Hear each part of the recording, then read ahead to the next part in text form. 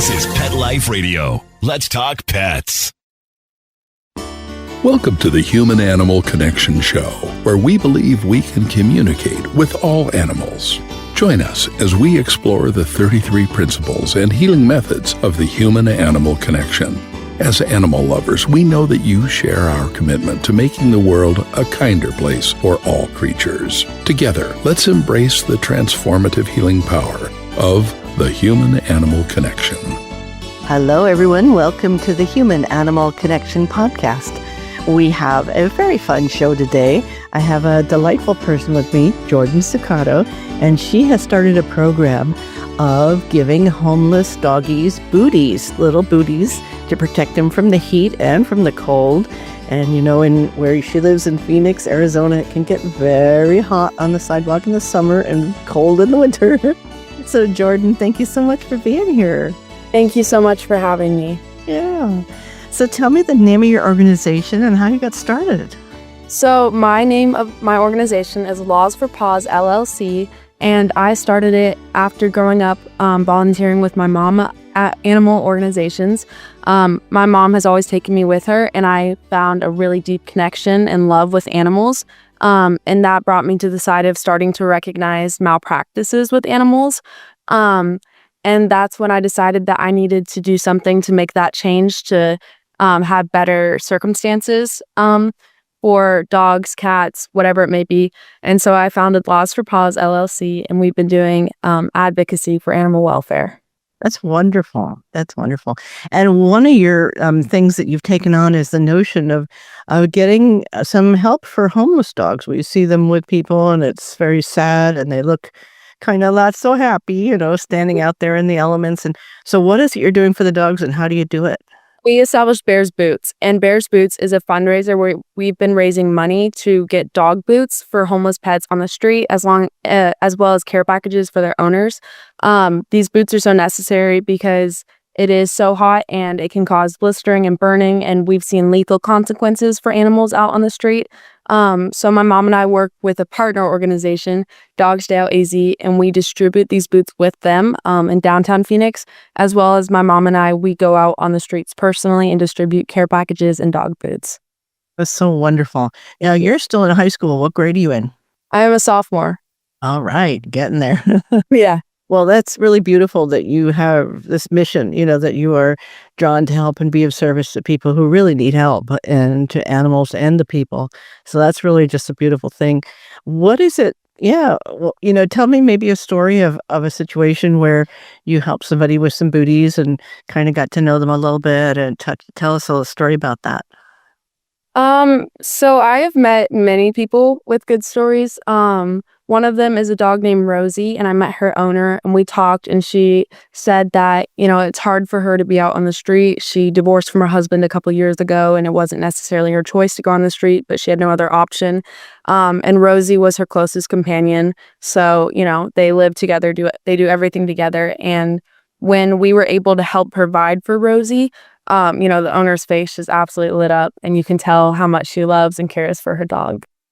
Beautiful.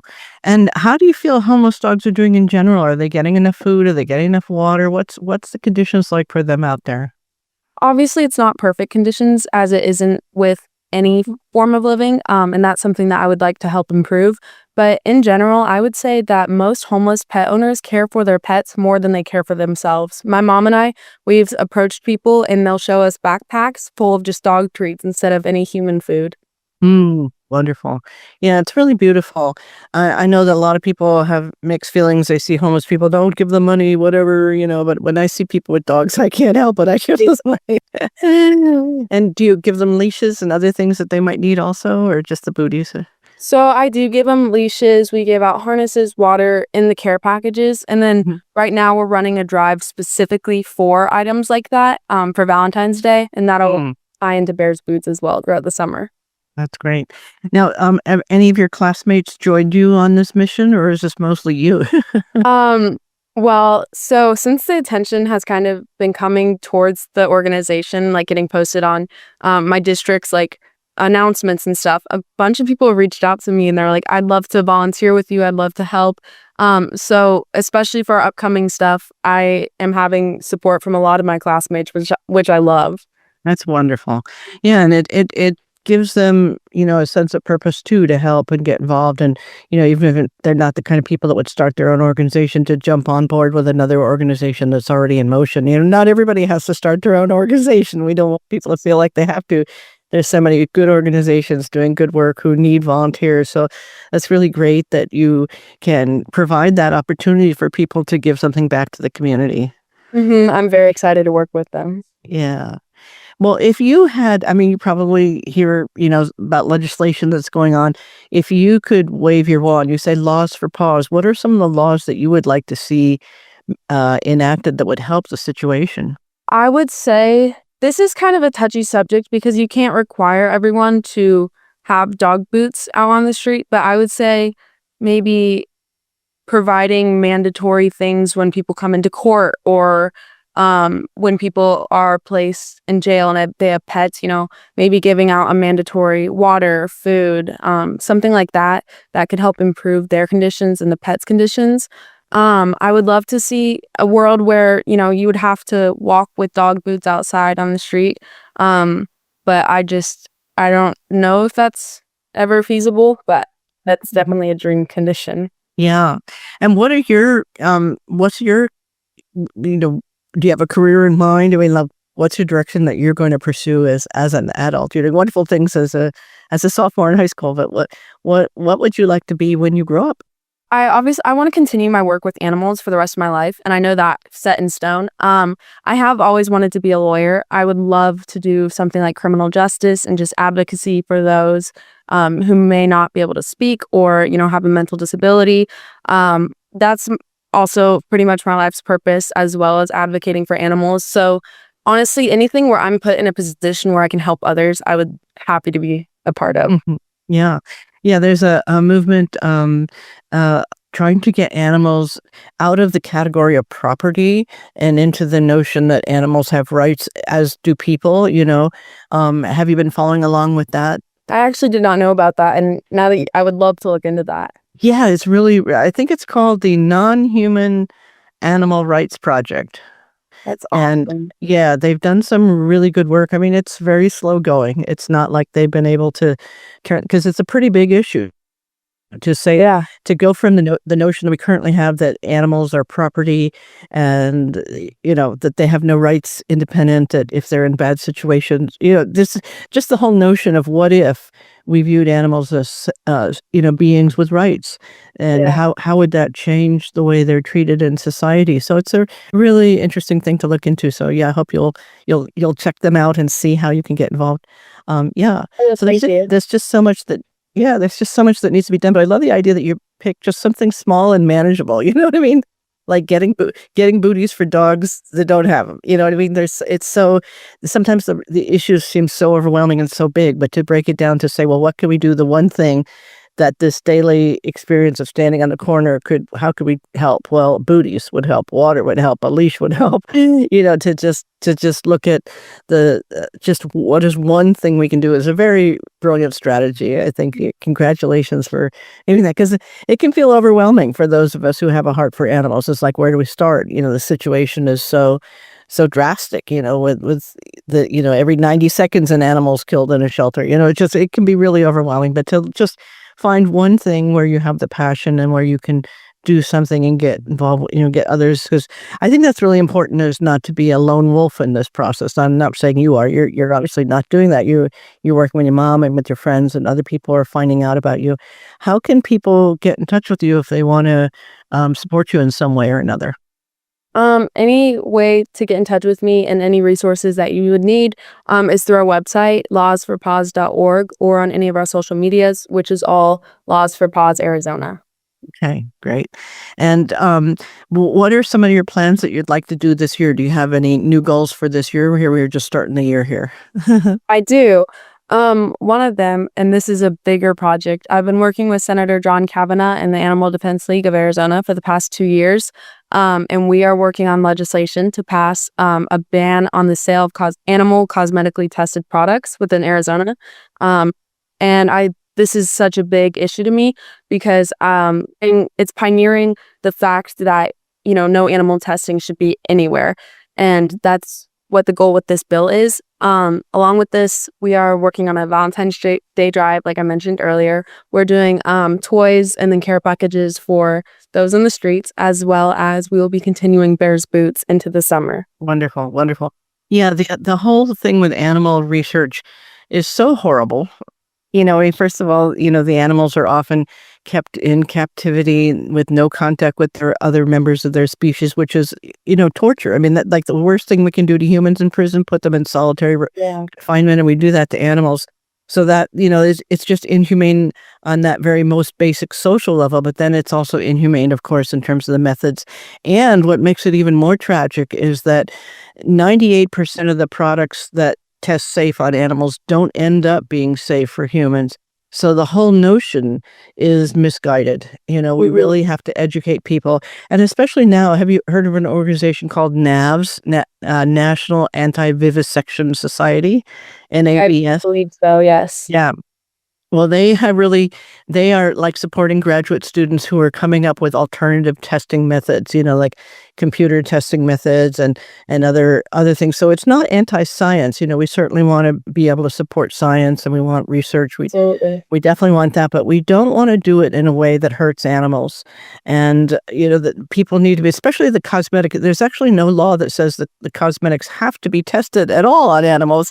They just do it, In certain countries. It's not legal in America. So. Yeah.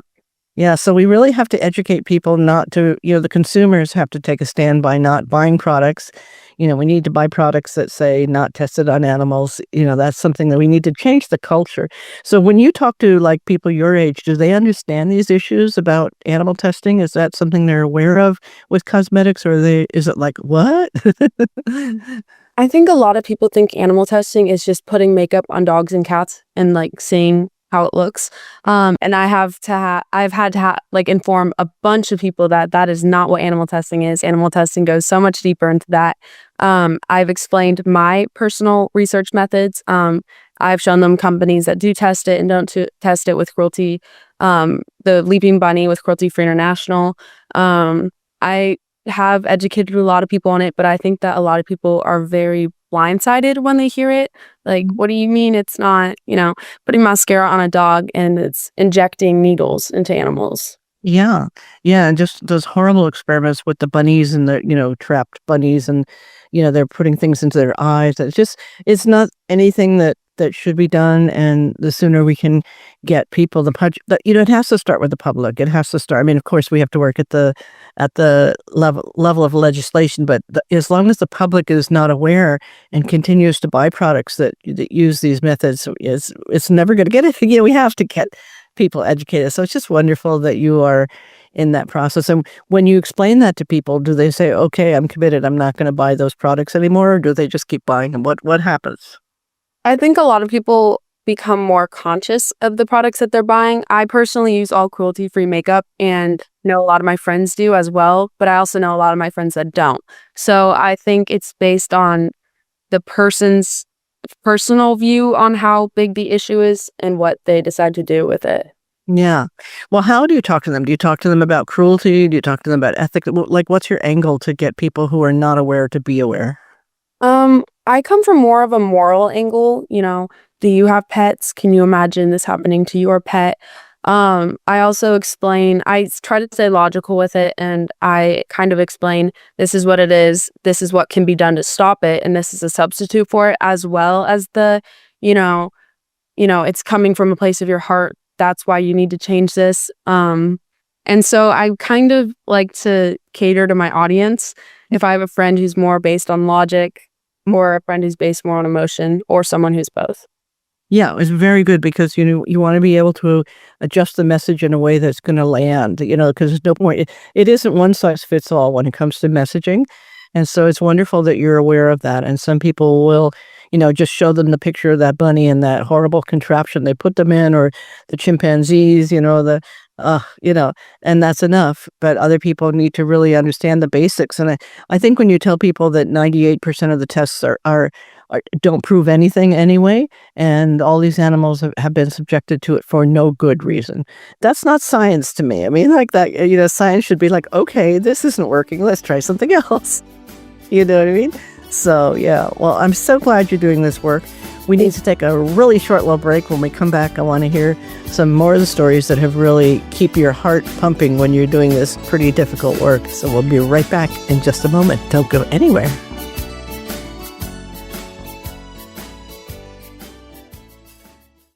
Take a bite out of your competition. Advertise your business with an ad in Pet Life Radio podcasts and radio shows. There is no other pet-related media that is as large and reaches more pet parents and pet lovers than Pet Life Radio. With over 7 million monthly listeners, Pet Life Radio podcasts are available on all major podcast platforms. And our live radio stream goes out to over 250 million subscribers on iHeartRadio, Odyssey, TuneIn, and other streaming apps. For more information on how you can advertise on the #1 pet podcast and radio network, visit PetLifeRadio.com/advertise today. Hey friends, if you like what you're hearing and want to learn more, check out Dr. Joseph's book, The Human-Animal Connection, Deepening Relationships with Animals and Ourselves. Or visit the website, thehumananimalconnection.org, to book an online consultation. Thank you for loving animals. Now back to the show. Let's Talk Pets on PetLifeRadio.com.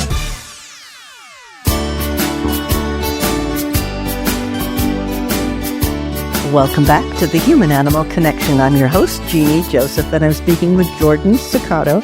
And she is a sophomore in high school, and she's created her own organization, Laws for Paws. And she's doing all kinds of wonderful advocacy work for not only pets, but the people who have them, especially people who are homeless and with homeless animals. So sometimes I would imagine that you approach someone and they're not sure, I'm sure they get approached by people who want something, I don't know. They just maybe don't trust anybody that comes. So tell us the story of how somebody that initially didn't trust you and that grew to trust you. I have met people where they will walk away, they will shut off, they will be terrified or they will ask me straight up, are you going to take my pet? And that is the reason why they're so terrified, because they think that we are there to, remove this pet from them, when in reality, we are here to help their pet. So I have built connections with many homeless people just kind of by talking, explaining what I do with my mom, and with partner organizations. And I've watched, I can't even count the amount of people's faces go from absolutely dull and lifeless with, no clue on what's going to happen next to just absolutely glowing and grateful. And that is one of my favorite things to see on people, when you see the true gratefulness in their face once we give them the care that they need, because that opens them up to starting to ask other resources. Some will ask, like, can you help with medical care? Can you help with rehoming? And that's where we can go further on. That's wonderful. Do you have like a little shirt you wear or something that they know that you're not like it's Laws for Paws? Yeah, that's great. And does that happen to homeless people, that their animals are taken from them? It does a lot. Most of the time people will find animals and keep them, and then they'll wake up and they're stolen, or someone has confiscated it. And it's very scary having a pet that you just now found, or maybe a longtime companion, be torn away from you, not knowing what happens to them. Yeah, that is just awful. That is awful to think about. Well, how do you stay happy, given, when you're in the presence of such suffering, and, you can't just wave your wand and fix it all, but what keeps you going? What keeps you from taking it so to heart that your heart gets drained? How do you manage that? I view this as one of those things where if I'm not going to do it, who else will? And I think that being able to withstand the suffering and see the conditions that these people are in, it grows my heart to help more, because I know that I have the ability, because I'm so blessed with this organization, to help them. And that is exactly what I believe my purpose is to do.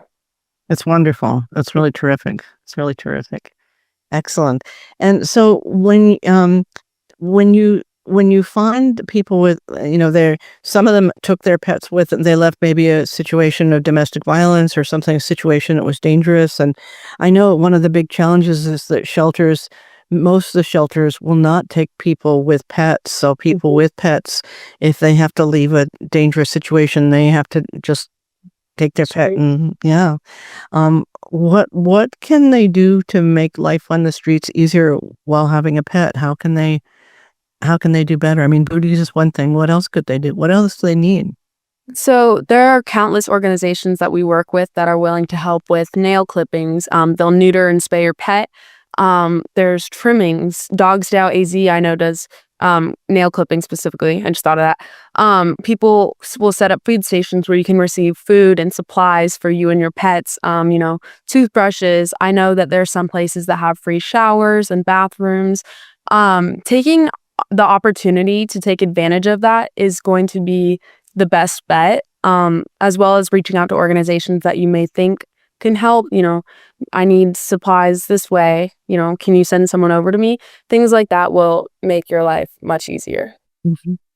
And you mentioned that's a big part of it, is just letting people know that resources are there. They may not know, so if you can just say, hey, go here, you need this, you need that, and get other organizations involved. Have other organizations taken you seriously and helped you, or? Yes, I was surprised about this because I thought that nobody would take me seriously because of my age, but within the animal nonprofit community, everyone has been so welcoming, and they're gracious to accept donations and to help us and give us donations and, feed supplies to someone on the streets that might need it. And I am just eternally grateful for everyone that has been so nice about it. Yeah, well, it really looks like a win-win all the way around. Well, is there one story you want to leave us with that really touched your heart? An experience of working with someone out there on the street with an animal and how you were able to turn things around in some way for them?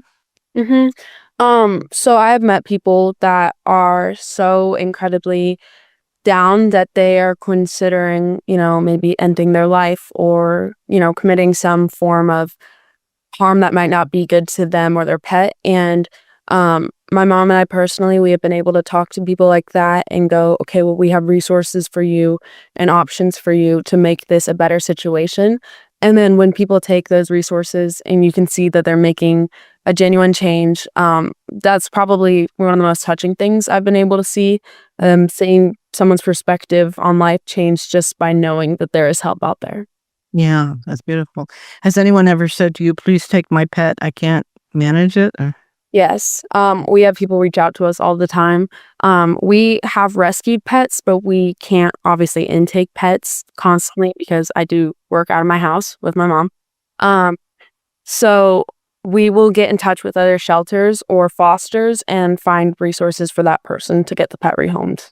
Yeah, great. Excellent. Well, how can people get a hold of you and find you and help you? You can reach out to us at lawsforpaws.org, or you can reach out to us on any of our social medias, and they're all Laws for Paws Arizona. Our primary social medias are Facebook and Instagram. Great. So that's Laws, LAWS, for Paws? Yeah. Laws for Paws, FOWR. Yes, spelled out. Well, I wish you the best of luck. It is beautiful work that you're doing. You're truly an inspiration. And I know that you're helping other people find their pathway to a sense of purpose too. So thank you for everything you're doing. And thank you for being a guest on the Human Animal Connection. Thank you so much. All right. We'll say bye for now, and we'll see you in the next episode. Bye-bye. Thank you for tuning in to the Human Animal Connection Show. Please visit our website, thehumananimalconnection.org. There you can sign up for our free email newsletter, book a consultation, or check out our blogs and resources. Our best-selling book, The Human Animal Connection, is available on Amazon, and your donation of any amount keeps our nonprofit organization providing life-changing services. Let's Talk Pets, every week on demand, only on PetLifeRadio.com.